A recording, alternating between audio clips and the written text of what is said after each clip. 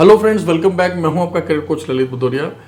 Friends, इस blog में मैं आपके साथ पोलैंड की कुछ ओपनिंग शेयर करने जा रहा हूं दोस्तों। काफ़ी आसान प्रोफाइल है और काफ़ी बल्क में ओपनिंग्स हैं। पोलैंड आपको पता है एक शेंगन कंट्री है, राइट।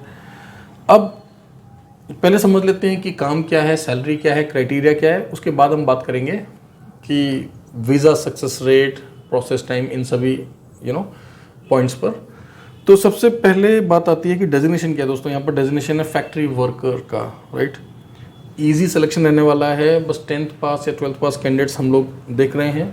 अगर आप फिजिकली फिट हैं, आप मेहनत कर सकते हैं और आपने इससे पहले भी मेहनत का कुछ काम किया है, तभी आप अप्लाई करें दोस्तों, क्योंकि it's a blue collar job, right. अब क्वांटिटी तो काफ़ी बल्क में है। इनिशियल सैलरी आपको 620 यूरोज मिल रहा है, प्लस ओवर टाइम आपको दिया जाएगा। बेसिकली ये बेसिक पे 620, राइट। आपको अकोमोडेशन, ट्रांसपोर्टेशन, मेडिकल इंश्योरेंस और क्या यहाँ पर दिया जा रहा है, सभी कुछ मैं डिस्क्रिप्शन के अंदर मेंशन कर रहा हूँ। एज का क्राइटेरिया है 22 टू 35 ईयर्स। 22 से 35 साल के लोग ही यहाँ पर अप्लाई करें, राइट। बेसिक इंग्लिश आपको आना चाहिए, जिससे कि आप वहाँ पर लोगों से कम्युनिकेट कर पाएँ। आपको पता है दोस्तों, अधिकतर यूरोपियन देशों में सिर्फ 1-2 एक्सेप्शंस हैं, राइट। जैसे माल्टा हो गया, या फिर आपका लेट्स से नीदरलैंड हो गया, या आपका यूके। ऑल्दो यूके जो है आपका ना तो शेंगन कंट्रीज में आता है, ना ही यूरोपियन यूनियन का मेंबर है, बट ये वो सारे देश हैं जहाँ पर इंग्लिश प्रोमिनेंटली बोली जाती है। एक आयरलैंड भी आप बोल सकते हैं, राइट। बट अधिकतर यूरोपियन कंट्रीज में उनका खुद का ही एक मदर टंग है और इंग्लिश उनको बहुत कम आता है। आप शॉक्ड हो जाएंगे कई बार तो पढ़े लिखे यूरोपियंस को, क्योंकि उन्होंने जो पढ़ाई की है अपने मदर टंग में किया दोस्तों। लाइक मैं आपको एक एग्जांपल दे रहा हूँ, कोई जर्मन नेशनल है तो उसकी जर्मन बहुत अच्छी होगी, right, and they are proud of their mother tongue. But उनको इंग्लिश हो सकता है 5% आता हो, 10% आता हो, या फिर ना भी आता हो, राइट। हम इंडियंस के साथ ये एडवांटेज है कि अधिकतर इंडियन को 2 से 3 भाषाएं आती हैं, और इसीलिए आप देखेंगे कि इस समय अगर कोई ऐसा देश है जिसके नागरिक सबसे ज़्यादा तादाद में विदेशों में जाके काम कर रहे हैं या पढ़ रहे हैं या रह रहे हैं, तो वो इंडिया है दोस्तों, and we are proud of it. Okay, तो हमेशा की तरह जेन्युइन एम्प्लॉयमेंट वीज़ाज होंगे दोस्तों, वर्क परमिट्स आएंगे, फिर आपका वीज़ा स्टैंप होगा, सेम स्टेप्स आपको फॉलो करने होंगे, राइट। पीसीसी वगैरह इन्वॉल्व होगा। फिर भी कुछ समझना है तो वर्किंग आवर्स में हमारी टीम को कॉल कर लें, 10 AM to 6 PM, Monday to Saturday. अब सबसे इंपॉर्टेंट क्वेश्चन जो आपके माइंड में होगा कि सर पोलैंड का अप्लाई तो कर लें, लेकिन वीज़ा सक्सेस रेट का क्या होगा, रिफ्यूज़ल तो नहीं होगा। देखिए दोस्तों, आपने नोटिस किया होगा कि पिछले कई महीनों से हमने बहुत सारे यूरोपियन कंट्रीज़ की डिफरेंट ओपनिंग्स आपके साथ शेयर की, लेकिन हमने पोलैंड का काम नहीं किया काफ़ी महीनों से, राइट। शायद 2 साल हो गए होंगे। रीज़न यही था कि हम लोग भी यही सोच रहे थे कि सिर्फ वही काम किया जाए जिसमें चांसेस काफ़ी हाई हों, प्रोबेबिलिटी मस्ट बी 90% और अबव, राइट, जिससे कि आप लोगों का टाइम भी वेस्ट ना हो और हमारी भी एनर्जी वेस्ट ना हो दोस्तों, राइट। क्योंकि आपको पता है कि सिर्फ इंडिविजुअली मैं काम नहीं कर रहा होता हूँ दोस्तों। मैंने तो आपको मैसेज दे दिया, इसके बाद हमारी पूरी एक टीम है, एंड डेफिनेटली हमें उनको सैलरीज देनी पड़ती हैं, हमारे ऑफिस के रेंट हैं, और फिर आपके साथ एक ट्रस्ट है, एक गुडविल है।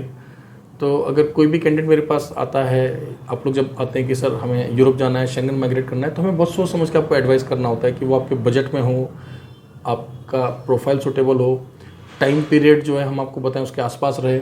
इसके बावजूद भी कई बार थोड़े से फ्लक्चुएशंस हो जाते हैं, और आप में से अधिकतर लोग कॉपरेट भी करते हैं और समझते भी हैं, और जो जेन्युइन होता है हम आपको वही बताते हैं, राइट।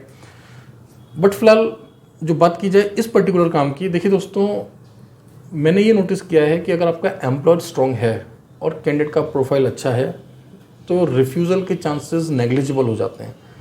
और हमें काफ़ी पॉजिटिव रहना चाहिए इस बार, क्योंकि इस काम को करने से पहले कुछ और कंसल्टेंट्स ने जो है इसी एम्प्लॉयर को कुछ कैंडिडेट्स दिए, और उनका वीज़ा सक्सेस रेट काफ़ी अच्छा था।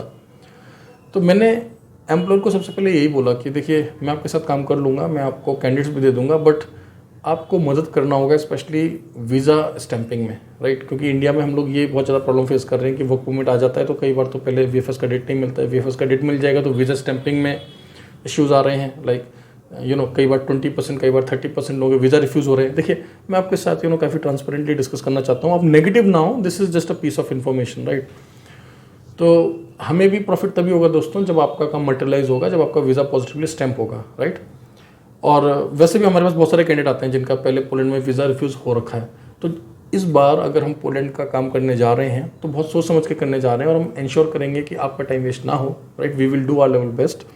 अच्छी बात यही है दोस्तों कि बहुत ही जनरल सा डेजिग्नेशन है, कोई भी अप्लाई कर सकता है, इसीलिए हमने इस प्रोफाइल को पकड़ा। एम्प्लॉयर ने हमें एश्योरेंस दिया है कि सक्सेस रेट अच्छा रहेगा, वीज़ा का टाइम पीरियड भी कम से कम रखा जाएगा। और दोस्तों मैं आपको एक बात बताऊंगा अपने एक्सपीरियंस से कि हर कुछ महीनों में हर देश का जो वीज़ा प्रोसेस होता है, मैं यहाँ पर बात कर रहा हूँ एम्प्लॉयमेंट वीज़ा की, टूरिस्ट वीज़ा और स्टडी वीज़ा की बात हम लोग नहीं करते हैं यहाँ पर, राइट। हम लोग हार्डकोर एम्प्लॉयमेंट की बात करते हैं। बट आप देखेंगे कि ये एक साइकिल है जो कई बार फेवरेबल होती है, कई बार अनफेवरेबल होती है, कई बार वीज़ा सक्सेस रेट बढ़ जाता है, कई बार वीज़ा सक्सेस रेट एक पर्टिकुलर कंट्री का काफ़ी कम हो जाता है, कई बार प्रोसेस टाइम बढ़ जाता है, कई बार कम हो जाता है।